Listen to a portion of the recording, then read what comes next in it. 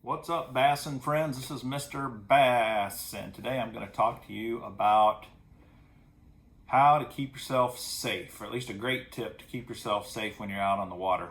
I used to not worry a whole lot about sinking a boat or a boat taking on a lot of water until it happened to me back in 2014. It was a BASS Open event at Lake St Clair. I was fishing as a co-angler, and the pro that I fished with, his name's Flint, great guy. We've become really good friends since then.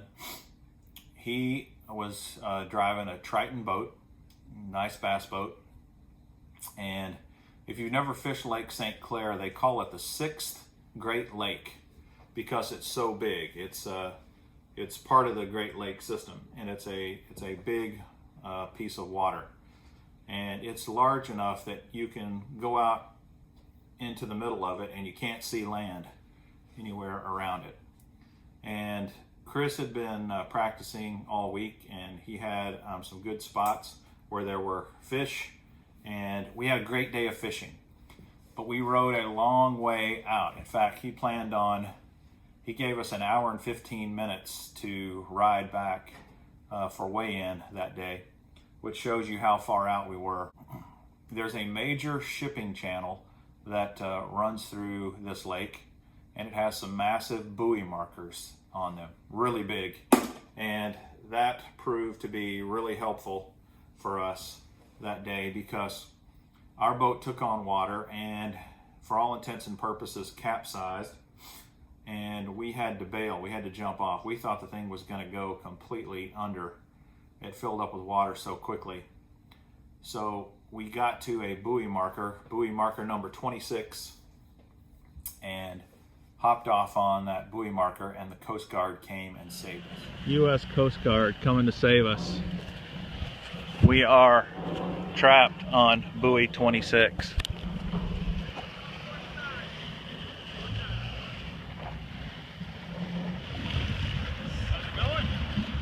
Had better days.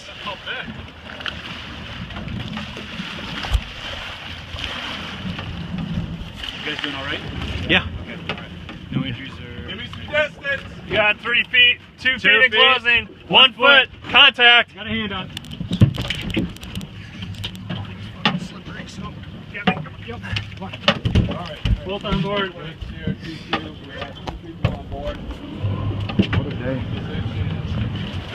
42.9 Well, we got swamped, so we started pumping water. So what happened that day? The water was, I wouldn't say crazy rough, but it was rough. There was a lot of wind that day. It was a beautiful, sunny, warm summer day. But the waves were, just average size for the Great Lakes, which is still bigger than probably any inland lake for sure.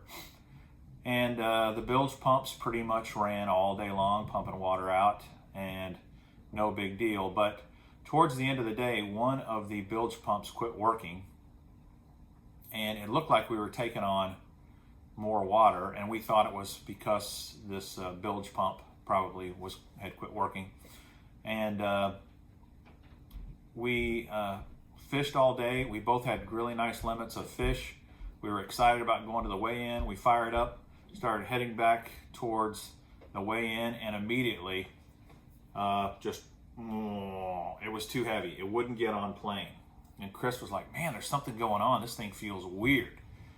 And he kept trying to get us on plane, couldn't get us on plane. Looked back and he said, hey, open the battery compartment there in the back of the boat and see if we're taking on water. And I opened that battery compartment, and it was completely full of water. And we were like, holy crap.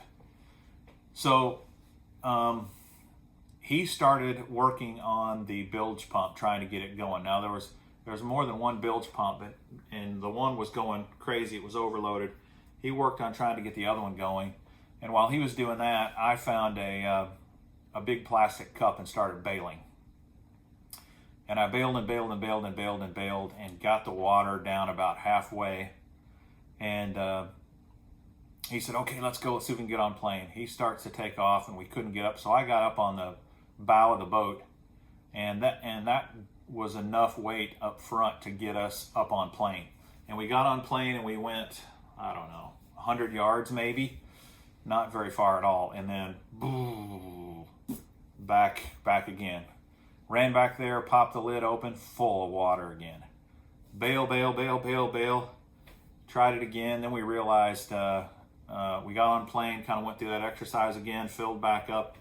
Then we were like, man, we're taking on too much water. And we kind of made the decision, we better get rid of as much weight as we can. So we hated to do it, but we tossed out our fish, emptied the live wells, and bailed and bailed and bailed and did everything we could to try to get the thing back on plane, and we just never had any luck.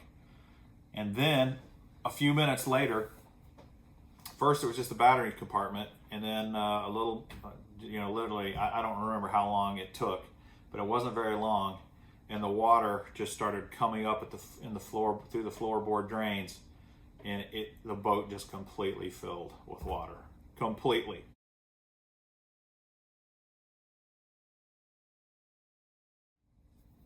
And we were like, what are we gonna do? So I was up on the bow, waving my arms, trying to attract other boaters. We really only saw one pleasure boater. They never saw us, never stopped anyway. Chris's phone was completely dead, and I had less than 10% battery life on mine. And we were out in the middle of nowhere. And I had one bar, and it kind of went in and out. And so I had a friend that came with me to that tournament, and he was not fishing in the tournament. He was fishing with my boat, just fun fishing. I sent him a text message that said, help, we need rescued. We're near the channel. And then I got on the phone and started calling 911, and I called and called and called and called, and finally it went through and connected. And in the meantime, we were close to that channel where the buoy markers were, and we were able to idle over to the closest buoy marker, which was number 26, as I said.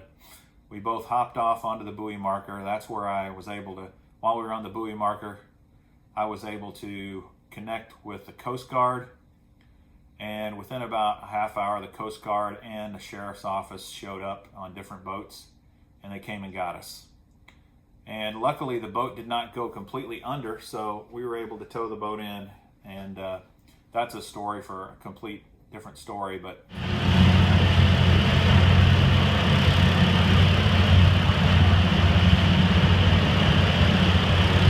what could we have done? What happened? What was the cause?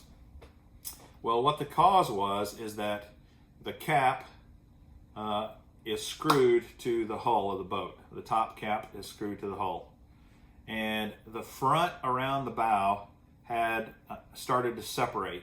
And I don't know why it started to separate, but it did. And as it started to separate, the screws around the front all broke, and the boat started separating. And of course, we couldn't see that. We didn't know it. And what was happening during the day is anytime he went forward, especially with the waves we had, water was coming in through that 1-inch gap where the boat was separated from the cap. And so even though we could bail, when he started going forward, we didn't realize we were forcing more water into the boat. There was no way to keep the water out. And so it was a bad situation. So there's not a lot you can do in those circumstances, but there are some things you can do to be prepared. One, you can make sure you've got a fully charged phone at all times, a way to communicate. In addition to a fully charged cell phone, I went and purchased this bad boy here. And this is a VHF marine radio that can contact the Coast Guard in case you're stranded, especially if you're on big water. If you're on big water, you should have something like this. It could potentially be a lifesaver. So when you've got a means of communication, the next thing you got to make sure of is that you've got a really solid life jacket that works.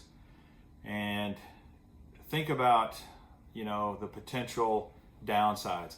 Lake St. Clair is big enough that if the boat had completely sank and we were out there floating around in the water just with our life jackets holding us up, the waves are high enough that you could bob around underneath the swells of waves and not be seen by boats for a long time. And you got to kind of think about that. If you just have a basic cheap life jacket, will it really keep you afloat for hours and hours and hours and maybe even days? It's something to seriously consider, especially when you think, it'll never happen to me. Another thing that I have done is I have purchased and made my own portable bilge pump kit. So my boat, I've got 2 nice bilge pumps that pump a lot of water out. But what happens if those pumps fail? Then you're led to, bailing. Well, I've got some bailing options. I've got a bailing bucket. I've got a bailing bucket in my boat. I've got a bailing sponge also that will absorb a ton of water. But man, the reality is if it's really coming in, you need a bilge pump. That's what you need. So you can get hand bilge pumps, and that's one option. What I've done though is I've gone ahead and just bought a separate standalone bilge pump. And this is 1,100 gallons per hour. So it's a pretty high capacity bilge pump. And then I've got me a separate bilge hose that I attach to this. And then in addition to that, I've got a couple of basically battery leads so that I can actually connect this little kit to my cranking battery or my trolling motor batteries, whichever one, and instantly have a separate bilge pump. This is a great idea, and I think it's something that if you own your own boat, all you got to do is put this little kit together, throw it in a box or any kind of a box. This is a nice little waterproof box. It all fits in there. You're good to go, and no worries. Well, a lot less worries anyway. And it's not that I'm afraid to be on the water, but you need to be cautious. You need to be careful, and you need to ask yourself, what if everything goes wrong? What if it all hits the fan and this bad boy is in a sinking situation? Am I prepared? There are probably some other things you could do as well, depending upon how rough the water is and how high the waves are. You need to have a very solid anchor with a very, very long rope, because that's the best way to keep yourself from capsizing, is attach a long anchor to the bow of the boat.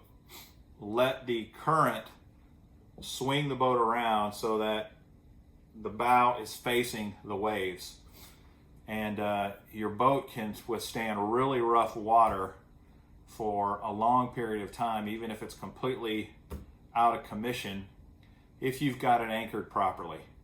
If you don't have it anchored properly though, you're screwed. Chris had a similar event happen the next year where it wasn't that the boat had separated or anything like that. He was in a different boat at that time. But his motor completely died, and the water was so rough that what happens when your motor completely dies? The boat gets shifted, and when the boat gets shifted the wrong direction, your boat's going to take on way too much water, and then you can have another capsized problem. So it can happen to anybody. Just taking a few basic safety precautions like this can absolutely save your life or the life of one of your passengers. You don't want to be in a situation where your lack of preparation has killed somebody. So these are just good things to keep in mind. It does happen. Boats do sink. They don't happen very often, thank goodness, but just being prepared, having a few little things in place can really be a game changer. So I hope that helps, and until next time, happy fishing. Remember, fishing is fun. Please subscribe, like, share. See ya.